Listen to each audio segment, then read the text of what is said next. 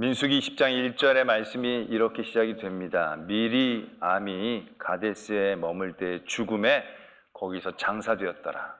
미리암은 모세의 누나였고 미리암의 죽음은 이제 한 세대가 저물고 있음을 의미하는 것입니다. 이제 가나안 땅을 앞두고 새롭게 세워진 세대가 이제 그 땅을 향하여 나가기 직전이라는 의미를 갖고 있습니다. 그런데 이 민수기 20장에서 출애굽기 17장에 일어났던 사건이 데칼코마니처럼 일어나고 있습니다. 40년 전에 일어났던 그 사건이 그대로 다시 재현되고 있는 겁니다. 가데스 광야에 들어갔더니 물이 없었습니다. 그래서 백성들이 또 불평하고 원망하기 시작합니다. 모세와 아론에게 대들기 시작합니다. 왜 우리를 그냥 광야에서 죽게 내버려 두지 여기까지 이끌고 왔느냐. 애굽 땅 좋았대던데 왜 거기서 우리를 억지로 끌고 나와서 이렇게 파종도 할 수 없고 무화과도 없고 이런 데서 우리를 죽게 하려 하느냐. 그들이 그러한 반감을 그대로 모세와 아론에게 표하게 됩니다. 40년 전의 일과 똑같았지만 세대가 완전히 달라졌거든요. 그때는 신광야에서 이 모세와 아론과 함께 대들었던 백성들이 큰 나이 차이가 나지 않았을 것입니다. 근데 지금은요, 그 회중들 가운데 나이가 제일 많은 사람이 60 정도 됐을 것입니다. 대부분의 사람들은 다 하나님이 부르시고 20살 미만에 있는 사람들이 40년 지났으니까 60살밖에 안 된 거예요. 그런데 모세는 120살이에요. 120살. 반토막도 안 되는 새파란 사람들이 이게 또 그런 식으로 되더니 이 모세 마음이 전과는 달랐을 것이다 생각이 됩니다. 그러나 모세와 아론은 또 하나님 앞에 엎드립니다. 그랬더니 하나님이 모세에게 이렇게 말씀하십니다. 지팡이를 가지고 내 형 아론과 함께 회중을 모으고 그들의 목전에서 너희는 반석에게 명하여 물을 내라 하라. 내가 그 반석이 물이 내게 하여 회중과 그들의 짐승이 마시게 할지니라. 하나님 또 친절하게 그에게 그 해답을 가르쳐 주시지요. 모세가 말씀에 순종함으로 지팡이를 잡고 아론과 함께 회중을 모읍니다. 그리고 나서 어떻게 했느냐 하면 그 회중을 향해 이렇게 얘기합니다. 반역한 너희들 들으라. 우리가 너희를 위하여 이 반석에서 물을 내랴 하고 모세가 그의 손을 들어 지팡이로 반석을 2번 치니 물이 많이 솟아나므로 회중과 그들의 짐승이 마시니라. 이래서 이 사건은 일단락 되는 것처럼 보여집니다. 백성들은 물을 충분히 마시고 아마 만족함으로 돌아갔을 것입니다. 그러나 우리가 알다시피 이 사건은 굉장히 치명적인 결과를 만들어냅니다. 어떤 치명적인 결과냐? 모세가 이 일 때문에 가나안 땅에 들어가지 못하게 되는 겁니다. 물론 가나안 땅에 들어가지 못한다고 하나님의 나라에 들어가지 못하는 걸 의미하는 건 아닙니다. 그래도 모세가 얼마나 애를 썼습니까? 얼마나 희생하고 헌신했습니까? 하나님이 다 없고 너를 통해서 새로운 민족을 이룬다라고 하실 때도 몇 번을 말려가지고 정말 그 민족을 끌고 왔던 사람이고, 나중에도 보면 가나안 땅 들어가지 말라고 했을 때 모세가 웬만하면 그런 사람이 아닌데 한 번만 들어가게 하시면 안 되겠냐고, 그 정도로 가나안 땅에 들어가고 싶은 갈망이 강했던 모세입니다. 그에게 가나안 땅에 들어가지 못하게 한다는 건 정말 치명적인 결과이다라는 얘기죠. 우리는 이 대목에서 왜 모세가 뭘 그렇게 잘못했을까라는 것을 살펴봐야 한다는 거죠. 우리가 잘 알다시피 하나님은 바위를 명하여 물을 내라 했는데 모세는 바위를 쳤다라는 것입니다. 감정이 실렸다라는 얘기죠. 말만 해도 되는데 쳤다. 근데 우리 솔직히 좀 이해가 되잖아요. 이해가 되잖아요. 그럴 만했겠다 생각이 되잖아요. 왜냐하면 이건 40년 전 그 사건하고 다르거든요. 그때 그 회중은 하나님을 경험한 지 1년도 채 안 됐을 때예요. 그런 사람들이 그런 결핍이 있으니까 계신가 안 계신가 뭐 의심하면서 원망하고 또 대드는 건 이해가 돼요. 근데 이 세대는 다른 세대예요. 이 세대는 이미 하나님을 몰랐던 시간보다 하나님을 알고 지냈던 시간이 훨씬 길었던 세대인 거예요. 이 사람들은 애굽에 있었던 기억보다 광야에 있던 시간들이 더 길었던 세대예요. 이 세대는 누구보다도 하나님을 경험했고 하나님과 동행했고 하나님을 아는 게 당연하다라고 생각할 만한 그런 세대예요. 근데 그럼에도 불구하고 이들에게도 똑같이 물이 없으니까 40년 전에 그 회중들과 똑같이 반응하고 있다는 얘기죠. 아마 그들의 그런 반응과 모습에 아마 이 모세는 트라우마가 있었을 거예요. 그런 가운데 하나님께서 물을 내라고 하시니까 모세가 명에서 낼 것도 낼 것이지만 감정이 안 실기가 쉽지 않은 상황이잖아요. 너희들 어떻게 지금 난 다 된 줄 알았는데 너희들이 어떻게 여기서 이렇게 할 수가 있느냐? 어? 아, 정말 너무 답답한 심정이지 않겠나는 얘기죠. 또 그 40년 전에 그 사건에는 하나님이 바위를 치라라고 말씀하신 거거든요. 그러니까 그런 경험이 있는 거예요. 그러니까 명한 거랑 친 거랑 뭐 그렇게 큰 차이가 전에도 시키셨던 거니까 뭐 치는 게 그렇게 큰 죄가 될까? 그렇게 생각할 만하잖아요. 나만 그렇게 생각해요. 그래. 나는 그래서 너무 모세가 안타까운 거예요. 그렇게 고생한 모세가 이 한 번의 실수 아닌 실수 때문에 가나안 땅에 못 들어간다. 이게 너무 가혹한 처사가 아닐까라는 생각을 해보게 된다는 얘기죠. 그런데 이게 모세 쪽에서 이해하면 이런데요. 하나님이 그 모세에게 가나안 땅에 들어가지 못하는 이유를 말씀하시는 걸 보면 얘기가 좀 달라져요. 이게 한 번 실수해가지고 못 들어가게 하신 게 아니라는 얘기예요. 하나님이 이유를 뭐라고 얘기하십니까? 너희가 나를 믿지 아니하고 나의 거룩함을 자손의 목전에서 나타내지 않았다. 두 가지 죄목을 얘기하시는 거예요. 이런 죄목이면 이게 가나안 땅이 아니라 하나님의 나라에도 못 갈 수 있을 만한 큰 죄가 되는 거예요. 그렇다면 모세가 어떤 부분에서 이러한 죄가 나타나는가라는 걸 살펴봐야 하는 것이죠. 아니, 명하라는 걸 친 게 이게 불신일까요? 하나님을 믿지 않은 모습일까요? 아니, 하나님이 바위를 명해서 물을 내라고 할 때 명한다고 물이 나옵니까? 물이 그렇게 쉽게 나옵니까? 이게 불신이죠. 아니, 명하라고 한 걸 친 거는 불신이 아닌 것 같잖아요. 또 내가 뭐 이 민족 이제 진저리가 납니다. 내가 이제 이건 하라는 데다 못하겠습니다. 이 민족에 더 이상 물을 내리는 거 이건 너무 이제 이 사람들에게 맞지 않는 일인 것 같아요. 나 이제 여기 이 자리에 안 맡을래요. 그래서 막 뛰쳐나가고 막 불순종하고 이러면 믿지 않은 모습이 되지만 모세는 하나님 앞에 뭐 엎드렸어요. 그랬더니 하나님이 이렇게 하라고 얘기해 주셨어요. 그런 얘기에서 뭐 크게 벗어나는 건 아니에요. 말하라는 걸 때린 거, 그리고 자기가 몇 마디 더 붙인 거, 감정, 경험 좀 실어서 덧붙여서 얘기한 건데 이걸 믿지 않는다라고 얘기하면 너무 규정이 까다로운 게 아닌가라는 생각을 해보는 거죠.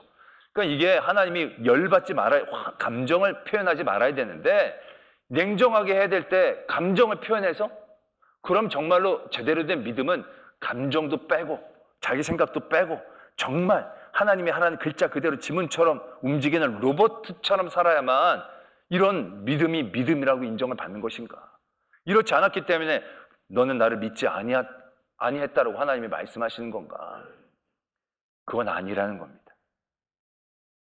오늘 하나님이 모세에게 네가 나를 믿지 아니했다라고 말씀하시는 거는 화를 내야 되는 경우에서 화를 참지 못했기 때문에, 감정을 싫지 말아야 되는데 감정을 싫었기 때문에 믿지 아니했다라고 말씀하시는 게 아니라 감정이 생길 만한 상황이 아닌 곳에서 감정이 생겨났기 때문에 그게 믿음이 없는 가운데서 생겨난 모습이라는 것을 지적하고 계신다는 거예요. 무슨 말씀이냐면 우리는 지금 모세가 왜 화가 났어요? 물이 없었어요. 물이 없었는데 물이 없는 상황 가운데서 백성들이 하는 태도를 보고 화가 난 거예요. 그래서 그 백성들의 태도에 집중했을 때 모세가 감정이 실릴 수밖에 없었던 거죠. 근데 모세가 더 집중하며 봐야 될 것은 물이 없을 때 백성들이 어떻게 행동했느냐가 아니라 물이 없는 상황이 왜 일어났을까? 거기에서부터 시작해야 한다라는 얘기예요. 지금 이들이 40년 동안 광야를 살면서 이런 사건이 특별히 일어나지 않았거든요. 왜냐? 하나님이 물을 때마다 잘 주셨다라는 의미이죠. 그러한 상황 가운데서 그들이 40년 가까이 살아왔어요. 그런데 지금 가나안 땅에 들어가기에 바로 입구의 목전에서 가데스라는 광야, 40년 전에 여기는 물이 없는 땅이 아니었는데 이 땅에 왔는데 이 땅에 물이 없어요. 아니, 지금까지 부족함 없이 이끌어 주신 하나님이 왜 이 자리에 이스라엘 민족을 이끌어 주셨을까? 거기에서부터 시작했어야 한다라는 얘기예요, 생각이. 여태까지 물 잘 주시다가 왜 물 없는 곳으로 우리를 인도하셨을까? 왜 여기 예전에 물이 있었는데 하나님이 물을 마르게 하셨을까? 하나님이 우리를 이 물 없는 곳으로 인도한 이유는 뭘까? 물이 없는 그 자리에서부터 믿음의 눈으로 보기 시작했어야만 했다라는 얘기죠. 만약에 그러한 마음으로 보기 시작했더라고 한다면 왜 물이 없는 곳으로 우리 인도하셨지? 라고 생각을 했는데 백성들이 물이 없다고 난리를 치는데 40년 전하고 똑같이 행동하는 거예요. 그때 모세는 깨닫게 되는 것이죠. 아, 우리가 많이 부족했구나. 우리가 40년 동안 훈련받아서 이제 다 성숙해서 이제 전쟁에서 이길 것 같은 줄 알았더니 아직 우리 안엔 쓴뿌리처럼 이 불신의 유전자가 남아있구나. 광야에서 오래 세월한다고 이게 다 잘 믿는 게 아니었구나. 그래서 하나님이 다시금 이걸 깨닫고 하나님의 거룩함을 나타내셔서 더다시 우리를 확고하게 세워주시려고 우리를 이곳으로 인도해 주셨고 백성이 이렇게 반응했구나 라고 이해가 되어지면 그 백성에 대하여 분노하고 감정이 실리는 게 아니고 깨닫게 되어지는 거죠. 그리고 하나님 앞에 더 나아갈 수밖에 없다라고 인정하게 되는 거죠. 하나님께 더욱더 매어 달려야 하는구나. 그런 은혜의 자리에 나가게 되는 거죠. 그런 은혜의 자리에 나가면 어떻게 됩니까? 하나님이 이래 이렇게 해라 라고 했을 때 모세가 그대로 이렇게 하면서 어떻게 됩니까? 물이 나올 때 하나님을 찬양할 수밖에 없죠. 하나님을 찬양합니다. 우리를 물이 없는 곳으로 인도하셔서 우리의 부족함과 쓴뿌리를 깨닫게 하시고 우리가 간구할 때 다시금 물을 주신 하나님을 만나게 하신 하나님, 그분을 찬양합니다.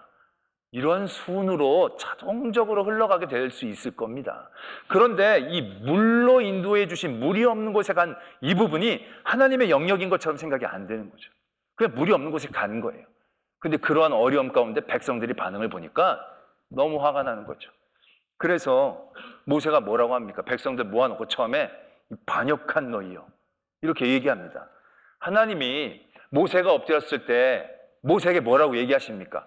너는 지팡이를 잡고 형 아론과 함께 바위를 명하고 물을 내라. 하나님이 야, 이 민족 안 되겠다. 이 반역한 이 무리 같으니라고. 이 40년 동안 훈련해도 이 쓸모없는 무리 같으니 화 내셨어요? 화 안 내셨어요. 왜? 하나님은 알고 계셨거든요. 이들이 물이 없는 곳에서 어떻게 반응할지 모르시는 분이 아니었어요.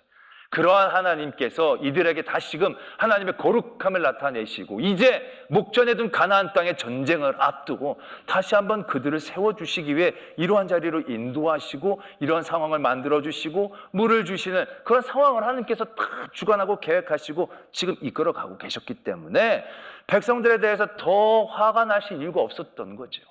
연약함을 아시니까. 그런데 모세는 그게 이해가 안 되니까 하나님이 하라는 대로 안 하고 감정이 막 실리죠. 반역한 너희들이요. 여러분, 이렇게 얘기하는 것 안에 무엇이 숨겨져 있는지 아십니까? 반역한 너희라고 정죄하는 그 순간 모세는 자기 스스로가 의로워지는 걸 의미하는 거예요. 너희들 왜 이거밖에 안 돼? 이거밖에 못하겠어? 야, 이 정도에 그렇게 화를 내? 너희들 진짜 답이 없구나. 그러면서 그 일들을 해나가면서 암암리에 자기가 나타날 수밖에 없는 거예요. 이 반역한 너희들, 난 반역 안 한 사람이야. 우리가 물을 낸다. 우리는 이 물 하나님께서 우리에게 주셨어. 내가 시키셨어. 자기가 암암리에 드러날 수밖에 없는 상황이 되어지는 거죠. 하나님의 거룩함으로 하나님을 찬양할 그 순간 모세는 정죄하고 화를 내기 시작한 거죠. 그것이 왜 그렇게 됐느냐? 그의 믿지 않은 영역이 있었기 때문에 그렇다는 거예요. 물이 없는 곳으로 간 그곳에 하나님께서 인도하시고 하나님께서 주관하시고 섭리한 자리라는 것을 그 영역까지 이끌고 나가지 못했다는 거예요. 하나님은 왜 물이 없는 곳으로 이끈 나를 믿지 아니했느냐라고 말씀하고 계신다라는 겁니다. 예수님이 겟세마네 동산에서 잡히실 때 가룟 유다가 군사들을 이끌고 예수님을 찾아오죠. 근데 그때 예수님이 가룟 유다를 보시면서 뭐라고 말씀하셨느냐면 친구여, 네가 행하려고 하는 것들을 속히 행하라. 이렇게 말씀을 하세요. 엄청 멋있게 보이려고 하는 예수님이 그렇게 얘기하신 것 같은 느낌이 들어요. 아니 그냥 가룟 유다가 자기 잡으려고 온 거 아시잖아요. 근데 굳이 그런 가운데에서 친구라고 불러줄 이유는 없잖아요. 그냥 눈으로 욕 한번 하시고 하는 이제 이 패역한 자요, 안타까운 자, 뭐 이런 식으로 해도 되는데 친구야. 이렇게 부를 수 있었던 그 마음은 예수님이 하나님이셔서 그렇게 부를 수 있었던 게 아니에요. 예수님만 마음이 특별히 넓어서 그런 게 아니에요. 예수님은 이 상황을 잘 이해하고 계셨다는 거예요. 어떻게 이해하셨습니까? 예수님은 자기가 이미 잡히고 죽임 당하실 줄 다 알고 있는 거예요. 왜? 이건 계획이에요. 하나님의 뜻이에요. 이것조차 하나님께서 다 주관하고 계시는 가운데 있는 거예요. 그 가운데 마귀의 유혹 가운데 쓰임받는 가룟유다가 안타까울 뿐인 거죠.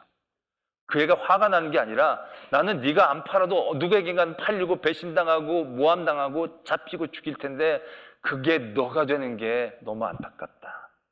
예수님의 마음은 그렇게 이해가 되는 거예요. 마태복음 26장 24절에 예수님이 최후의 만찬을 하시면서 제자들에게 이렇게 얘기하시는 거예요. 너희들 중에 누가 나를 팔 것이다 그랬더니 제자들이 나는 아니지요 나는 아니지요 막 이런 가운데 예수님이 24절에 이렇게 말씀을 주세요. 인자는 자기에 대하여 기록된 대로 가거니와 인자를 파는 그 사람에게는 화가 있으리로다. 그 사람은 차라리 태어나지 아니하였더라면 제게 좋을 뻔하였느니라. 예수님은 그 모든 사단의 공격, 모함, 이 모든 것이 하나님의 계획과 섭리 가운데 이루어지고 있다는 것을 믿었기 때문에 그 안에서 자신을 배반한 가룟 유다에 대한 마음이 분노나 미움이 아니라 안타까움이 될 수 있었다는 것을 우리들에게 분명히 말씀하고 계신다라는 것입니다. 우리는 출애굽 과정 가운데 광야의 시간들을 통해서 어떠한 유혹과 어떠한 시험들, 어떠한 부족한 부분들을 보이는가를 우리가 찾아보고 있습니다. 그런 모습을 통해서 지금 이 시대 믿음의 경주를 달려가는 우리들에게 다가오는 많은 유혹과 부족함을 발견하고 있다는 거죠. 오늘 우리는 모세의 모습, 우리의 삶 가운데서도 발견할 수 있음을 깨닫게 됩니다. 우리는 믿긴 믿는데 우리의 믿음의 영역이 문제 가운데의 답에만 매여 있을 때가 대부분이라는 겁니다. 문제의 영역까지 우리의 믿음이 시작하는 게 아니고 문제를 만나고 고통을 만나고 어려움이 만나면 그 다음에 내가 원하고 누릴 답에 대해서만 내 믿음을 사용할 때가 적지 않다라는 겁니다. 이스라엘 민족이 남유다가 바벨론의 공격을 당합니다. 이때 이 남유다는 이 상황을 어떻게 이해를 하느냐 하면 악한 바벨론이 우리를 공격해 옵니다. 이제 그 문제의 답을 하나님이 우리에게 주셔야 합니다. 그들의 믿음을 여기에만 집중을 합니다. 그러다 보니까 어떤 생각이 드느냐? 저들은 이방인입니다. 저들은 이교도입니다. 저들은 우리보다 의롭지 않습니다. 우리는 저들보다 의롭습니다. 이런 공격, 이런 악한 계획 가운데 하나님 우리를 어떻게 해주시는 게 맞는 겁니까? 우리가 이겨야죠. 우리가 지면 안 되죠. 우리가 여기서 구원받아야죠. 히스기야가 아수르 손에서 구원받았듯이 우리도 반드시 구원받는 게 맞습니다. 이런 답을 주셔야만 합니다에 집중하기 시작합니다.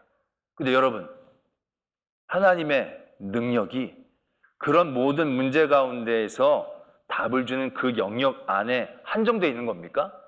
아니에요. 그들은 바벨론이 쳐들어왔다고 이해하고 싶고 그렇게 규정해버렸어요. 그런데 말씀은 분명하게 얘기하세요. 하나님이 느부갓네살을 택하신 거예요. 우리는 이해를 못하죠. 아니 그들은 이교도고 악한 왕인 것 같은데 그런 곳에는 하나님이 안 계신 거 아니에요? 그곳은 하나님의 영역이 아닌 거 아니에요? 그러다 보니까 그런 악과 그런 공격들, 그런 문제들 가운데 우리는 좋은 답만을 원하게 되어지는 그런 모습들을 만들어내게 되어진다는 거죠. 그런데 하나님 분명히 얘기하십니다. 내가 느부갓네살을 택했고 내가 고레스를 택했고 하나님의 도구로 사용되어지는 거예요. 그곳에서부터 하나님의 영역이 있음을 발견해야 돼요. 그렇게 되면 답에 대하여 굉장히 무수히 많은 하나님의 은혜를 기대하고 바라고 견딜 수가 있는 거예요. 하나님이 예레미야를 통해서 눈에 얘기하시잖아요. 너희들 항복해. 그냥 포로로 끌려가. 근데 그게 받아들여지지를 않는 거예요. 어떻게 우리가 저런 이교도한테, 어떻게 우리가 저런 사람들한테, 내가 더 의로운데 저 사람보다는, 근데 지금 내가 저 사람보다 더 의롭고 덜 의로운 문제가 아니잖아요.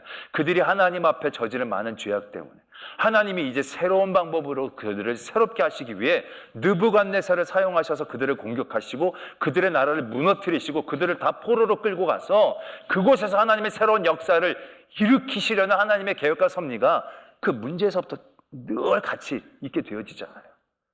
그런데 이 문제를 하나님의 영역으로 인정을 안 하니까 우리가 멸망하면 하나님 영광 가리는 거 아니냐고. 우리가 멸망하면 하나님 영광 가리면 하나님 일도 끝나는 거라고. 거기서 어떻게 더 믿음이 자랄 수 있겠냐고. 우리가 생각하는 생각은 그 정도밖에 생각을 못 해내는 거예요. 그렇게 갇혀버리는 거예요. 그렇게 될 때 얼마나 그들이 또 하나님 앞에 배역하고 그 은혜를 온전히 누리지 못하는 자리에서 발버둥 치게 되는 겁니까? 아니죠. 그 문제에서부터 하나님의 영역이 시작되는 걸 믿어야 합니다. 모든 고난과 모든 악함과 모든 문제들, 그것은 사단이 일으키는 것들이 대부분일 것입니다. 중요한 건 사단이 자신들이 독자적으로 마음대로 그 일들을 계획하고 진행하지 못한다라는 것입니다. 욥이 다 빼앗기고 병들고 완전히 무너졌잖아요. 사단이 그 모든 것들을 다 빼앗아 갔잖아요. 근데 우리가 분명히 기억해야 할 것이 무엇입니까? 사단들이 마음대로 날뛰지 못한다는 거예요. 하나님이 사단에게 제한을 주십니다. 이건 안 돼. 여기까지야. 여기까지만 해. 그러면서 하나님은 늘 욥과 함께 하시고 욥의 믿음을 신뢰하시고 그를 격려하셨다는 거죠. 사단이 날뛰는 곳, 우리는 하나님이 계시지 않은 곳처럼 생각하게 된다는 거예요. 사단이 날뛰는 곳에서 나는 하나님이 버림받았구나 라고 생각을 하는 거예요. 그러면서 내 답의 자리에서만 하나님이 역사하시고 운행하실 것처럼 생각하며 거기에서만 천정근거할 때가 많이 있다는 거예요. 그러면 하나님의 부유하심의 해결책들에 대하여 마음이 열리질 않는 거예요. 왜 이 백성들은 계속 이런 데서 불만나고 불평만 하느냐는 거예요. 답답해 미치는 거예요. 아니죠. 그게 아니죠. 그들이 40년 동안 광야에서 하나님의 임재를 늘 경험했지만 그게 일상이 되어져 버린 거죠. 그러다 보니까 하나님의 분명한 함께 하심에 대해서 감각이 떨어진 거예요. 계신가 안 계신가. 하나님은 이 사건을 통해서 물 없는 곳으로 그들을 인도하시며 다시금 그들의 감각을 새롭게 하시는 거죠. 하나님이 함께 하시는구나. 하나님이 우리와 동행하시는구나. 하나님의 거룩하심을 하나님은 스스로 나타내 보이시는 거예요. 부족한 우리들에게. 그 문제에서부터 하나님은 다 계획이 있었고 하나님의 역사가 있었다는 얘기죠. 그게 이해가 되면 이게 잘 되는 거죠. 여러분들의 믿음의 모습들을 한번 되돌아보십시오. 여러분들이 모세와 같은 생각, 그런 자리에 선 적이 없습니까? 우리는 세상에서 살면 세상의 법칙과 세상의 룰로 내가 고통당하고 어려움을 당하는 것 같은 자리를 만나게 됩니다.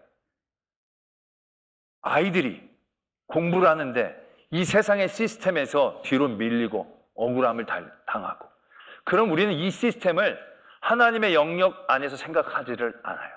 이건 세상의 영역인 거예요.